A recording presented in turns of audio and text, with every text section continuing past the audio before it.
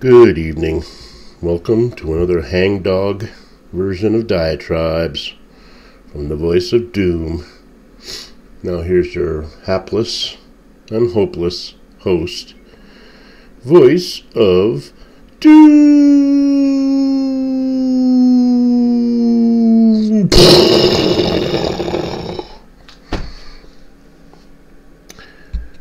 I'm dispensing with the bumper music for a while because even though I only have 11 subscribers and nobody watches my stuff, I'm still getting copyright infringement notifications from YouTube about using various songs, which comes to nothing because who cares about me and what I'm doing?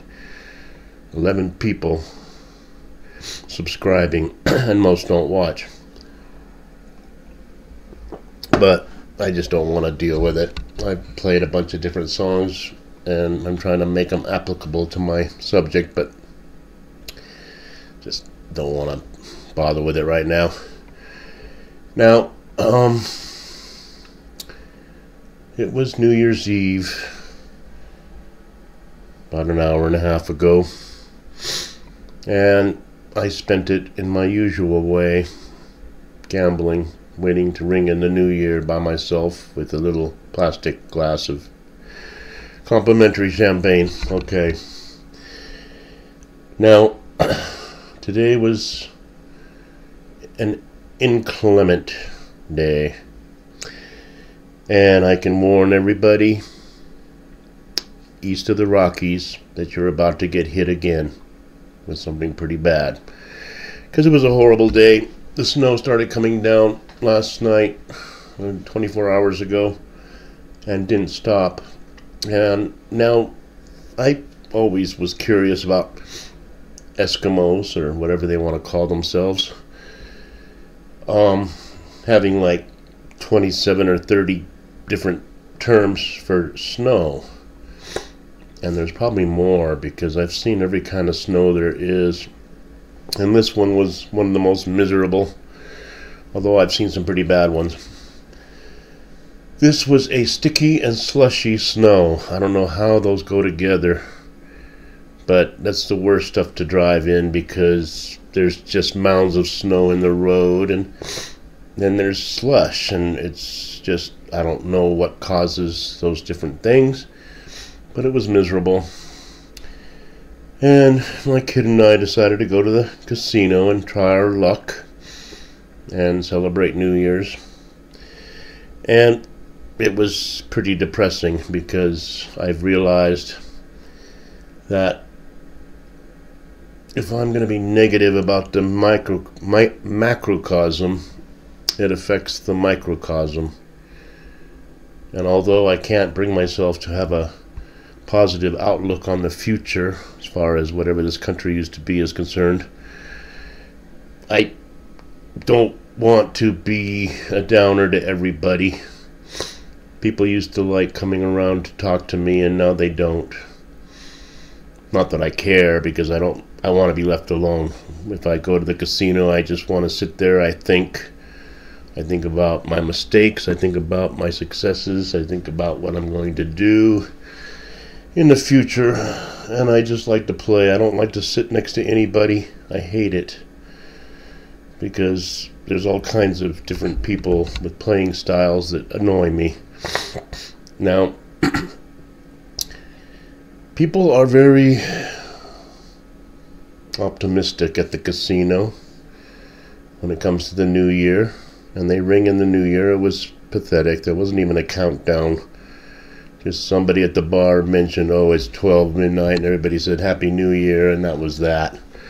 One of the most nondescript and depressing New Year's I've ever seen, and I was there at 2020, and when it rang in 21, and that was depressing, because everybody had masks on, and it's just dystopian.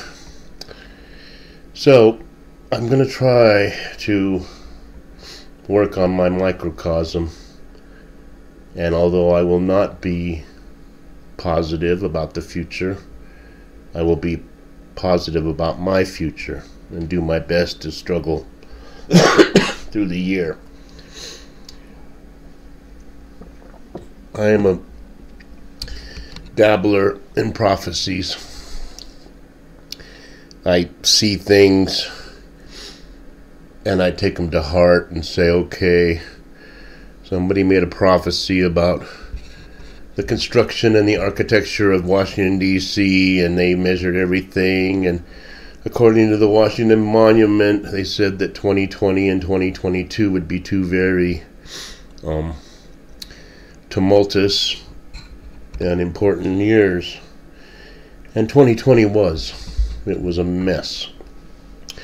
So since I saw that 2020 turned out to be a big pile of crap, that 2022 would be disastrous, and it's not as disastrous as I foresaw.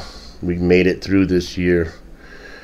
So we'll just go on to 2023. Now, in other news, Pope Benedict Emeritus, who resigned, died on New Year's Eve, age of 95, and I always thought that he would be the last pope, according to prophecies by Saint Malachi or Malachi or whatever his name is, some Irish guy from the 12th century, made a prophecy about all the popes that would come and have come before. And according to his prophecies, Benedict was supposed to be the last one. Now, I thought that it was strange he chose the word Benedict, because I think benediction in a church service is usually the final rite. May God bless you and keep you and all this other stuff. And that's the benediction. And I thought, well, he chose the word Benedict because he knows he's going to be the last pope. Well, apparently he resigned, probably out of fear. And Pope Francis took over. Now, I'm not going to belabor this papal prophecy. I got no dog in that fight. But I will say that it's another one that seemed to have come and gone without people giving it much notice. It was 2012. Everybody said the world was going to come to an end. The Mayan calendar, you can go back. There's been theories about the end of the world coming every few years. They come up with something. The millennium, when it changes, everything's going to fall out of the sky. All the electricity is going to go down because the computers are going to think it's 1900. Turned out to be a bunch of malarkey. So I'm not going to put much stock in prophecy, but I will put stock in my own, because I've been watching people of my ilk on YouTube that somehow have hundreds of thousands of subscribers and get 1,000 likes on every video they do within the first 24 hours of posting it. And they're not as good as me. They're boring. They're very boring, and they don't say a whole hell of a lot.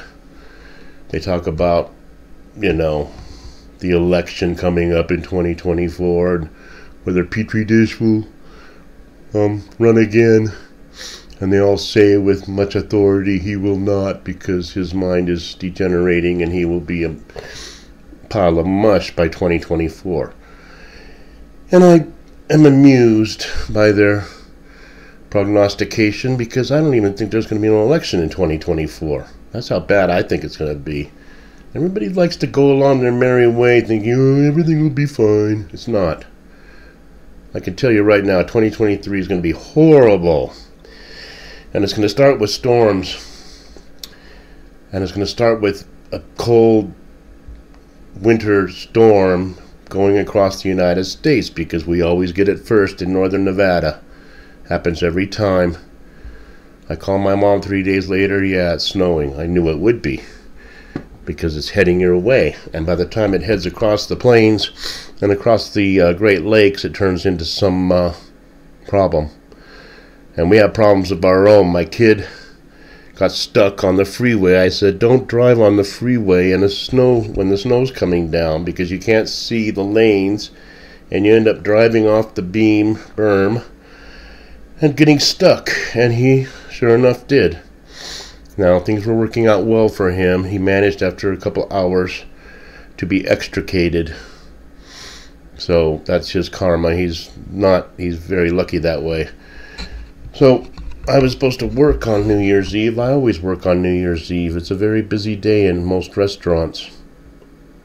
And the boss called me around 45 minutes before I was about to leave and said every single reservation canceled.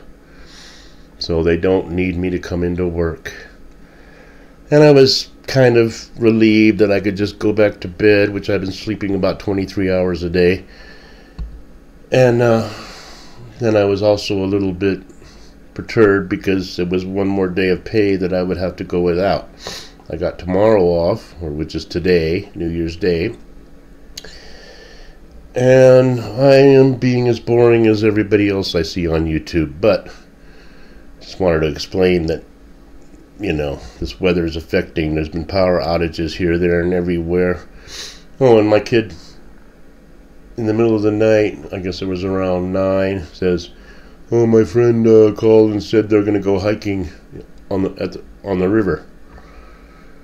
And he dresses up like Daniel Boone, and it's all warm, and has his provisions and has his tools to go hiking. And then I go to the casino and I see his car in the driveway, and it turns out he walked to the river, which is a 3-mile walk, in this slushy crap.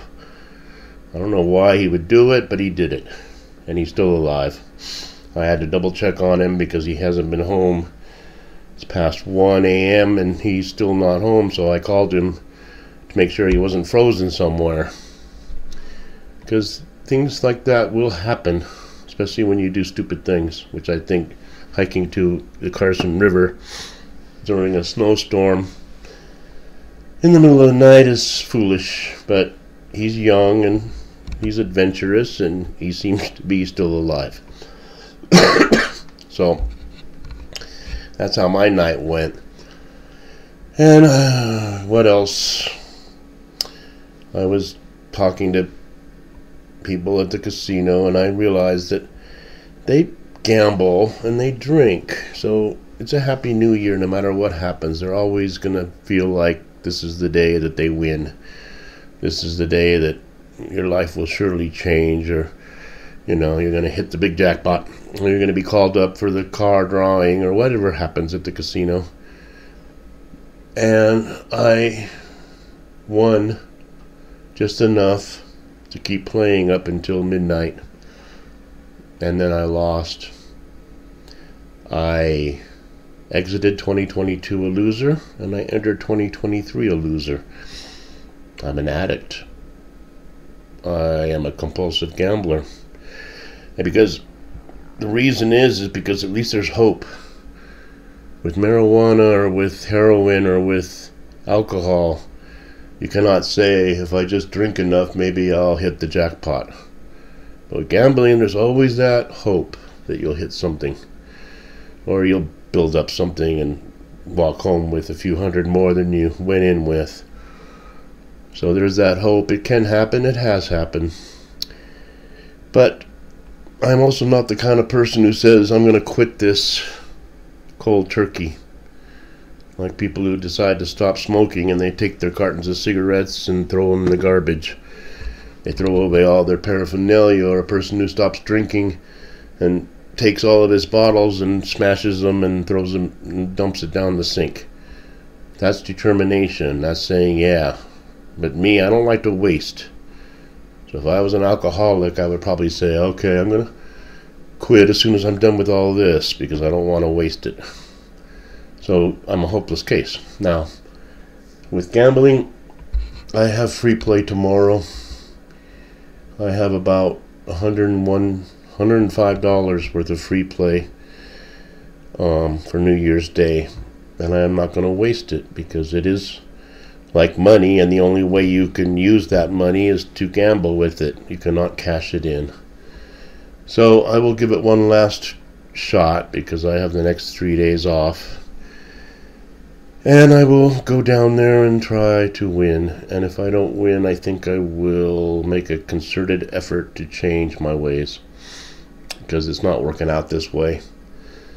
I'm losing more than I'm winning, and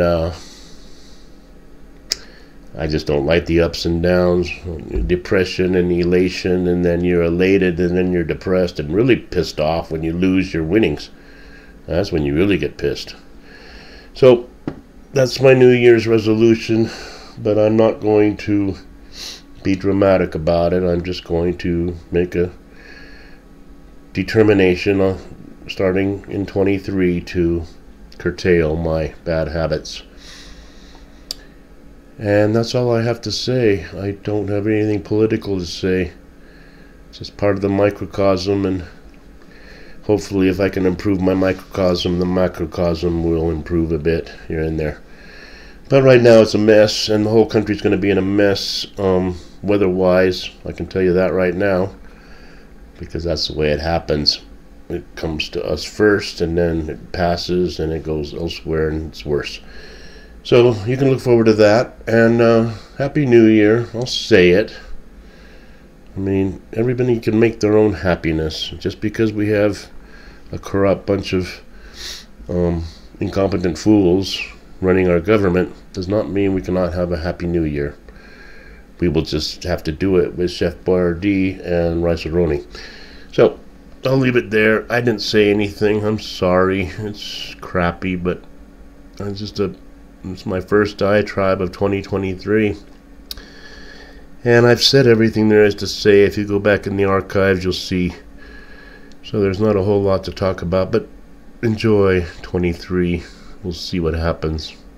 I don't predict good things. Not at the rate we're going. So I'll leave it there. And thanks, everybody. Thanks to my loyal followers who number the number 11.